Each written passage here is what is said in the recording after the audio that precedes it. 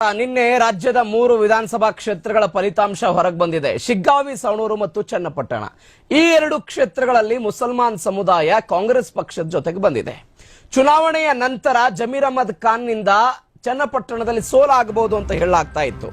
But 2 ಕ್ಷೇತ್ರಗಳಲ್ಲಿ ಜಮೀರ್ ಅಹ್ಮದ್ ಖಾನ್ ತಮ್ಮ ವರ್ಚಸ್ಸಿನ ಮುಖಾಂತರ ಮುಸಲ್ಮಾನ್ ಸಮುದಾಯದ ಮತಗಳನ್ನು ತಂದುಕೊಟ್ಟಿದ್ದಾರೆ.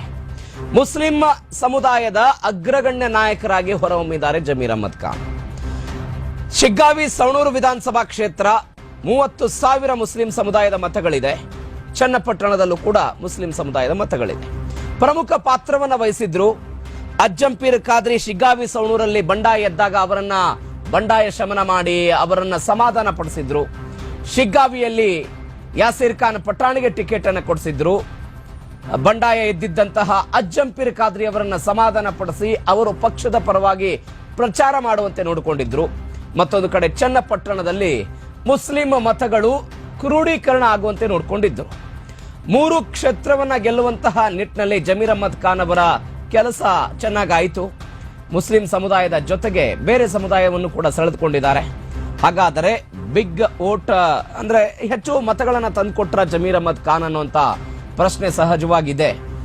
ಬೈ ಎಲೆಕ್ಷನ್ ಇಂದ ಜಮೀರ್ ಅಹ್ಮದ್ ಖಾನ್ ಅವರ ವರ್ಚಸ್ಸು ಜಾಸ್ತಿ ಆಗಿದೆ ಅಂತ. ಅಂದ್ರೆ ಅವರು ಕೊಟ್ಟಂತ ಹೇಳಿಕೆಯಿಂದ ಚನ್ನಪಟ್ಟಣದಲ್ಲಿ ಏನೋ ಹೆಚ್ಚು ಕಡಿಮೆ ಆಗ್ಬಿಡಬಹುದು, ಒಕ್ಕಲಿಗ ಸಮುದಾಯ ಆ ಕಡೆ ಈ ಕಡೆ ಹೋಗ್ಬಿಡಬಹುದು ಎನ್ನುವಂತ ಲೆಕ್ಕಾಚಾರಗಳು ಬಂದಿತ್ತು. ಬಟ್ ಹಾಗೇನು ಆಗಿಲ್ಲ. ಒಕ್ಕಲಿಗ ಸಮುದಾಯದ ಮತಗಳು ಕಾಂಗ್ರೆಸ್ಗೆ ಬಂದಿದೆ, ಸಿಪಿ ಯೋಗೇಶ್ವರ್ಗೆ ಬಂದಿದೆ. ಮತ್ತೊಂದು ಕಡೆ ಮುಸ್ಲಿಂ ಸಮುದಾಯ ಶಿಗ್ಗಾವಿ, ಸವಣೂರಲ್ಲಿ ಪ್ರತಿ ಬಾರಿ ಮುಸ್ಲಿಂ ಸಮುದಾಯ ಬಸವರಾಜ ಬೊಮ್ಮಾಯಿ ಅವರಿಗೂ ಕೂಡ ವೋಟ್ ಮಾಡ್ತಿತ್ತು ಮತ್ತು ಕಾಂಗ್ರೆಸ್ನ ಅಭ್ಯರ್ಥಿಗೂ ಕೂಡ ವೋಟ್ ಮಾಡ್ತಾ ಬಂದಿತ್ತು.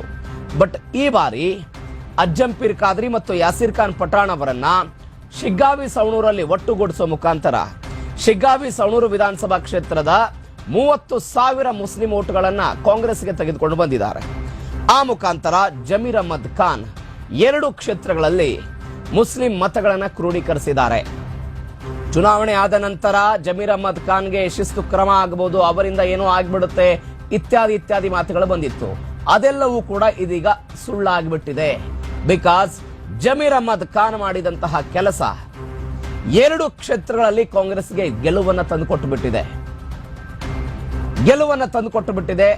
2 ಕಡೆಗಳಲ್ಲಿ ಇದೀಗ ಕಾಂಗ್ರೆಸ್ ಗೆದ್ದಿದೆ. ಜಮೀರ್ ಅಹ್ಮದ್ ಖಾನ್ ಮತ್ತು ಎಲ್ಲರೂ ಕೂಡ ಸೇರ್ಕೊಂಡು ಕೆಲಸವನ್ನ ಮಾಡಿದ್ರು. ಇದೀಗ ಉಪಚುನಾವಣೆಯಲ್ಲಿ ಜಮೀರ್ ಅಹ್ಮದ್ ಖಾನ್ ಅವರ ಪಾತ್ರ ಇದೆ ಅಂತ. ಚನ್ನಪಟ್ಟಣದಲ್ಲಿ ಒಕ್ಕಲಿಗ ಸಮುದಾಯ ಹೇಗಿದೆಯೋ ಅದರ ಜೊತೆಗೆ ಅಲ್ಪಸಂಖ್ಯಾತ ಸಮುದಾಯ ಕೂಡ ಇದೆ. ಶಿಗ್ಗಾವಿಯ ಬೇರೆ ಬೇರೆ ಪ್ರದೇಶಗಳು ಸವಣೂರು, ಕಾರಡಗಿ, ಬಂಕಾಪುರ, ಹುಲಗೂರು, ತಡಸ ಈ ಭಾಗದಲ್ಲಿ ಮುಸ್ಲಿಂ ಸಮುದಾಯದ ಮತಗಳು ಜಾಸ್ತಿ ಇದೆ.